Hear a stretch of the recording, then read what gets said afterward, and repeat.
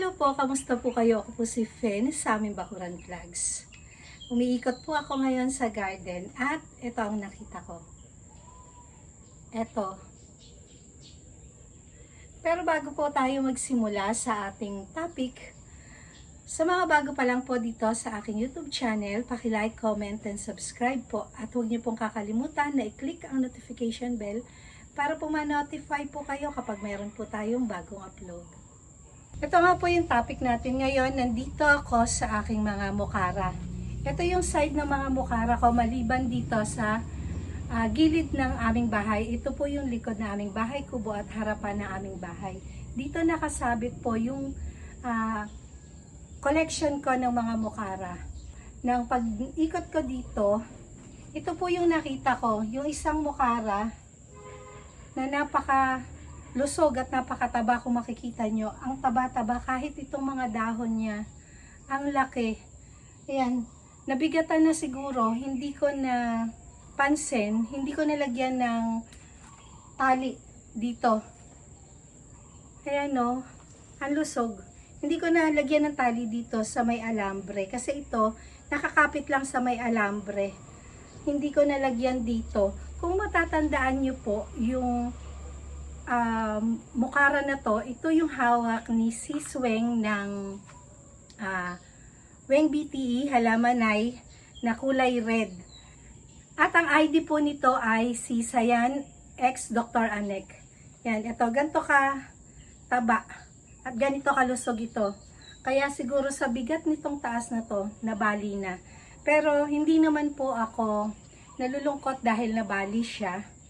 Maganda nga po to, mapopropagate ko dahil yan, dito siya naputol. Maganda yung pagkakaputol niya dito. At meron pong 4 na ugat. Yan, ito yung isa, ito yung pangalawa, at ito yung 2 sa ilalim. Kapag pinutol ko po dito, merong matitira dito sa taas ng 4 na ugat. Kaya po iyon yung maganda.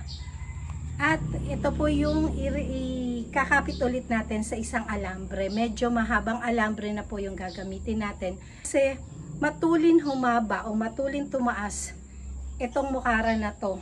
2 po yung ganito kong mukara na Dr. Anek. Ito po yung isa. Kaya lang dito sa baba napansin ko namatay na yung lahat ng mga ugat niya dito sa may basket. Tatanggalin ko na to yung pinaka-basket na to kasi bulok na yung pinakapuno na to. At ang ititira ko na lang, meron din siyang ugat na malusog dito sa taas. Kung mapapansin nyo, ito yung mga ugat to. Yan. Tapos ito nga, ipopropagate natin. Ayan o, ang bigat. Kahit ako, nabibigatan dito, kay Dr. Anek na yan. Ito pong ikakat ko na Mukara Orchids ay hindi ko dito ilalagay kasi dito sa side na to, parang mabagal sila na mamulaklak. Ilalagay ko po ito sa full sun. Kasi yung mga mukara po, pwede po sila sa full sun kahit walang net. Ayan, dito na lang tayo dahil pwede ko namang ipatong dito sa halaman ko na to. Ito yung halaman na maki. Kung makikita nyo to. Ito yung maki. Yan, pwede ko namang ipatong. Mas dali ako na makakapag-cut dito at makakapag-propagate kasi medyo mataas. Yung mesa ko doon, merong mga palanggana na may lamang uling at saka yung mga hydroton at saka lava rock na ginagamit ko sa pagre-repat po ng aking mga orchids kasi talaga pong hirap na hirap po yung mga orchids ng tag-araw. Tapos, eto namang tag-ulan, talagang nababad po sila sa tubig. Lalo-lalo na po yung potting media po niya ay yung bunot ng niyog. Kaya po nababad. Kaya po ngayon, nagre-repat po ako. Hindi na nga po ako nakapag-video dahil lagi po ako nagmamadali. Lagi po kaming umaalis at laging busy. Kaya madalang po ngayon yung aking mga video at saka yung mga LS ko. Madalang din dahil nga po lagi po kaming busy. Ayan, ikakat ko po dito sa mismong nabali. Itong mukara na to. Ang gamit ko po sa pagkakat ay itong pruning shear. Yan, ito po yung dapat natin gamitin kasi kapag gunting po at kinat natin itong mga vanda, talaga mahihirapan po kayo. Mas mainam po itong pruning shear kasi po ito pwede po sa mga sanga na maliliit lang. Kaya po yan, umpisahan na nating ikat.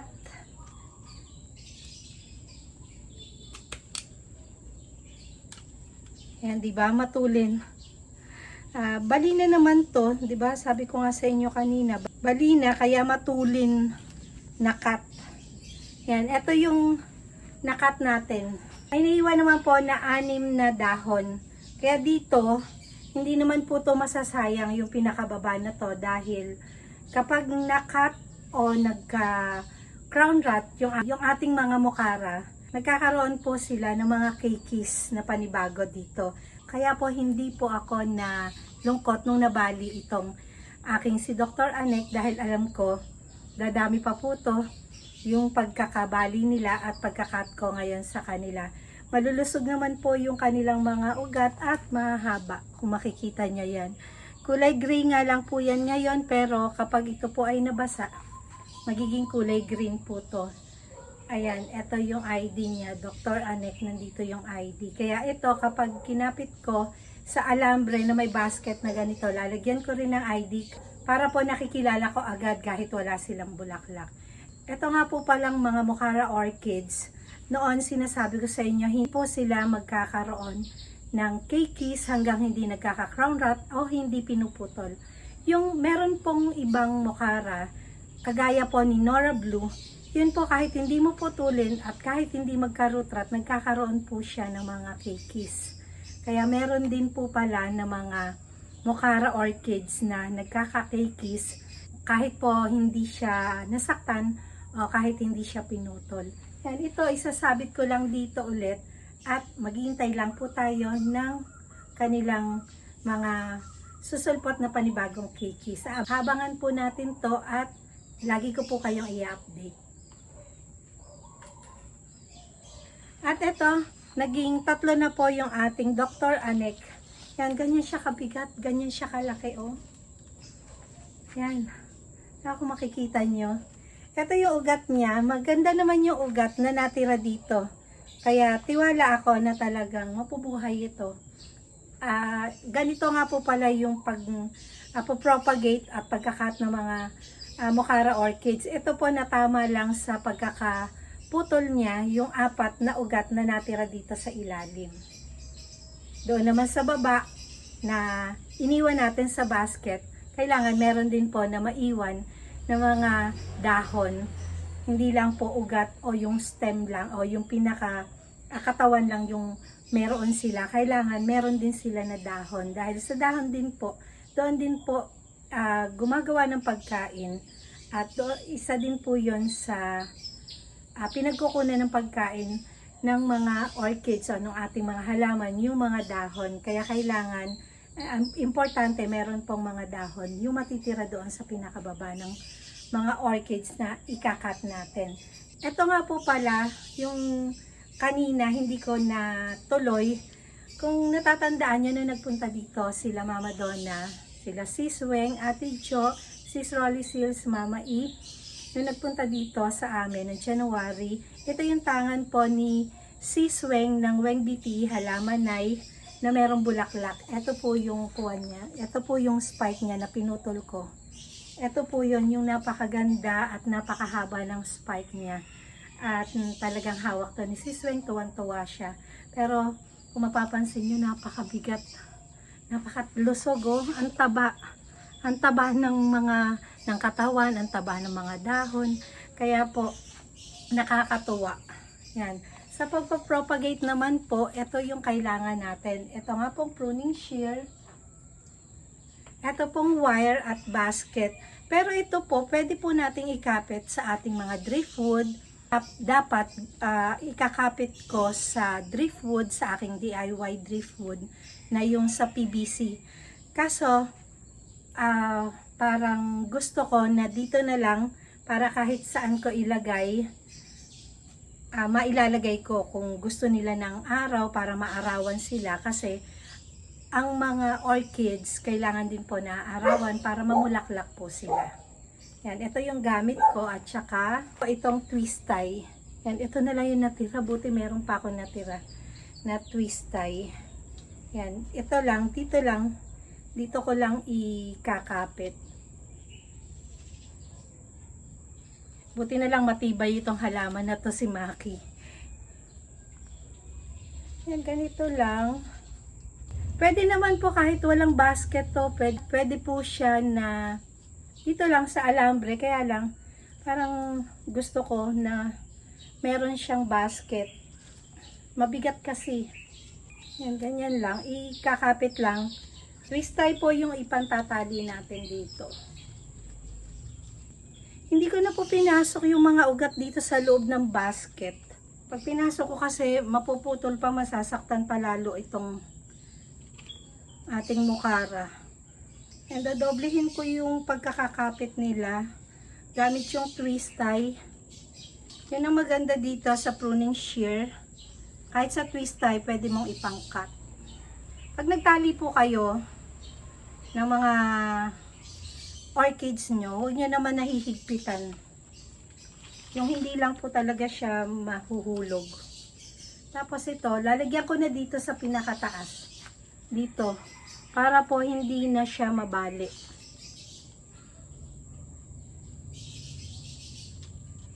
Kasi ito, hindi ko napansin talaga. Mas mataas na siya kaysa sa alambre. Yun. Nabali. Pinaka-support lang naman yung twist tie na to para hindi sila yuyuko. Sa bigat kasi nitong pinakataas, talagang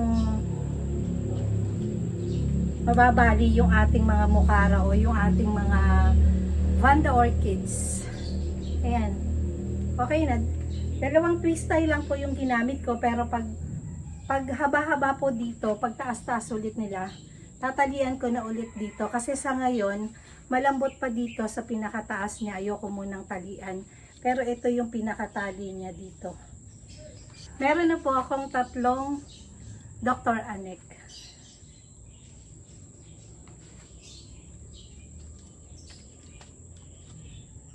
Yan, sasabit na ulit natin dito o doon sa harapan. Hihanap ko to ng magandang paglalagyan, yung naaaraw sila kahit morning sunlight. Mas maganda kasi dito kasi nalililiman sila ng dahon, ng mga dahon ng mangga at saka dahon ng MacArthur tree. Kung napapansin nyo, itong bubong ng kubo namin, bahay kubo namin, may mga dahon dyan. Ito yung dahon ng mangga. Kaya ang daming puno na lumililim sa kanila. Kaya po, ayan. Kaya gusto ko dito sa alambre.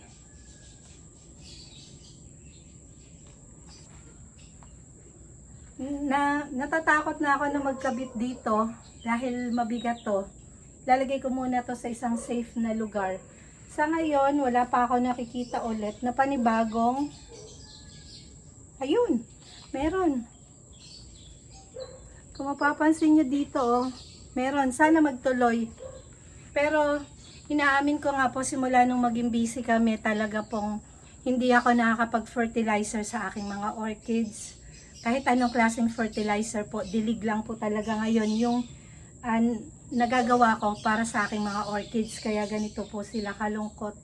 Kokonti po yung mga bulaklak nila, pero at least kahit walang mga fertilizer, namumulaklak din po sila. At ngayon po natapos na natin yung isa natin na Dr. Anek na mukara. Ngayon, ito mukara din po to na Dr. Anek. Kaya lang, ito naman, ang naging problema nito, natuyo tong pinakababa na to. Yung lahat po nang nandito sa basket na ugat na yan, lahat tuyo na. Pero ang maganda dito, dito sa taas, meron ng magaganda at active roots. Kaya po, ang gagawin ko dito, tatanggalin ko na dito sa basket, itong mukara na to. Pero ang bigat din ito. Tingnan natin kung merong pasulpot na bulaklak. Wala. Pero ito, hindi pa to namumulaklak eh. Binili ko to noon, wala pang bulaklak. Pero ang sabi sa akin nga, nung nag-assist sa akin sa Golden Bloom. Ito nga daw ay Dr. Anek. Yan, ikakat ko dito.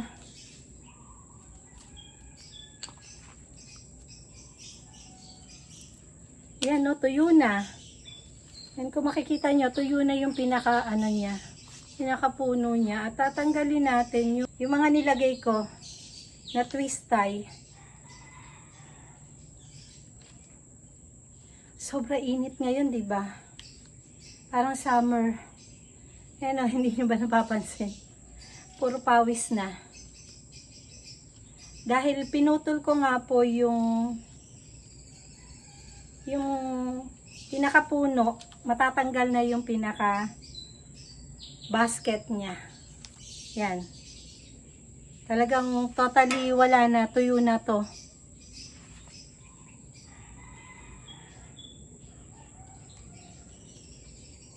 At check pa natin uli dito. Kung alin pa yung puputulin natin. Yan. Kung makikita nyo, ito, tuyo pa din. Tuyo pa din. Taas pa natin. Tuyo pa rin. Ito malambot na rin eh. Kita nyo kung hirap, kung gaano kahirap. Ayun, dito. Yan, medyo, ano pa to? Ito na yung pinaka-last. Pero, yan, may ugat naman na siya dito. At sariwa na po ito. Sariwa na, yan, no. Kaya, ang gagawin ko dito, hahanap ulit ako ng paglalagyan ko. At itong basket, ipapahinga ko muna to. Hahanap muna ako ng mas mahaba na alambre. Yan, ito na yung pinakamahaba na alambre na meron ako ngayon dito. At hindi ko na po lalagyan ng basket na kagaya kanina. Yung isa kasi kanina napakabigat. Pero ito po kasing alambre na to, merong ganyan, no. Yung pa-L siya. Kaya, ayan, dito ko tatayo.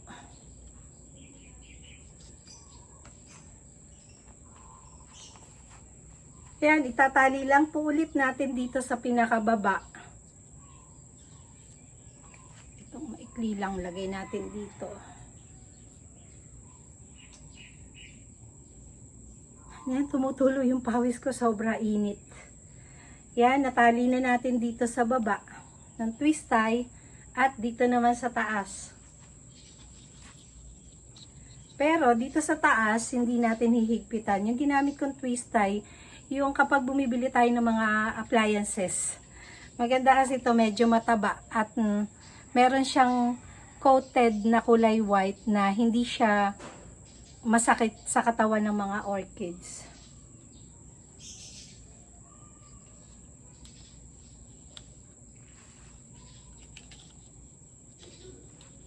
Yan, ganyan lang. Hindi natin hihigpitan yung pagkakatali. Basta huwag lang siyang yumuko at nang hindi mabali. Yan, tapos na. Ganyan lang po yung propagate at paglilipat ng mga orchids sa mga alambre. Kung doon naman po sa mga driftwood o sa DIY driftwood, tatalian din lang po ito. Ang ginagamit ko pong pantali sa mga driftwood at o kaya doon sa PVC na DIY driftwood ko, yung mga plastic straw. Kasi lapad yun eh. Kahit na itali nyo dito sa pinakakatawan niya, na hindi naman mahigpit, basta huwag lang malalaglag at stable yung pagkakatali niya. Hindi naman sila masasaktan. Siguro naman kung masisira na yung plastic straw na yon, nakakapit na yung mga ugat niya doon sa PVC pipe o kaya doon sa driftwood. Yung iba naman ang ginagamit po nila na pantali ay tela para hindi masaktan yung pinakakatawan ng orchids. Kaya lang ayoko po ng tela dahil kapag po nagdilig tayo at tela yung pinangkapit natin, matagal pong matuyo yung tela. Kaya po hindi yung tela yung ginagamit ko. Mabababad yung pinakakatawan ng orchids na tinalian nyo.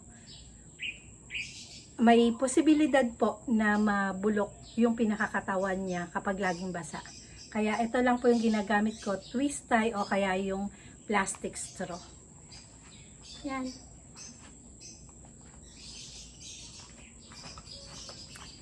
Ito na po yung dalawa ko na Amokara, na yung ID ay Dr. Anek. Ito po ay kulay red. Kung makikita ko yung bulaklak nito, ipakikita ko po sa inyo dito sa screen. Napakaganda po yung bulaklak nito. At abangan po natin yung pinutulan natin dito na pinaka mother plant niya, kung magkakaroon siya ng kikis at kung ilan yung ibibigay niya na kikis. So, bale, nagkaroon na po ako ng tatlong Dr. Anek. Yun nga pong mother plant at saka po itong dalawa na to. And hanggang dito na lamang po ang aking video at maraming salamat po sa walang sawa niyong panonood at walang sawa niyong pagsuporta sa aking mga video. Sa mga subscribers, sa mga kaibigan ko sa YouTube, sa mga silent viewers, at sa mga napadaan lang pero hindi po nag-i-skip ng ads, maraming salamat po sa walang sawa niyong panonood at walang sawa niyong pagsuporta sa aking mga video. Keep safe everyone. God bless.